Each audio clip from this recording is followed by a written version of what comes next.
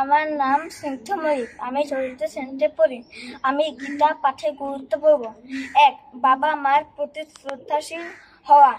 2. পাপ থেকে মুক্তি পাওয়া। 3. ভগবান সম্পর্কে জানা। 4. ভগবানের পরম ধাম লাভ করা।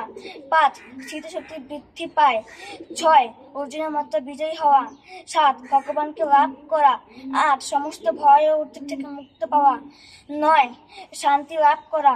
10. মন নিয়ন্ত্রণ করা। 11. দিব্য গুণাবলী অর্জন করা। 12. ভক্তিমূলক সেবায় যুক্ত হওয়া। 13. সৎ পথে চলা। 14. আমি চিন্ময় আত্মা। 15 পরোপকার করা। 16 লোভ করা উচিত নয়। 17 পারমার্থিক সিদ্ধি লাভ করা। 18 শ্রীকৃষ্ণের সর্বশক্তিমান জানা। 19 চরিত্রবান হওয়া। 20 ভগবানকে ভালোবাসা। 21 সকল কাজে সফল হওয়া। 22 সকল সমস্যার সমাধান করা। হরে কৃষ্ণ।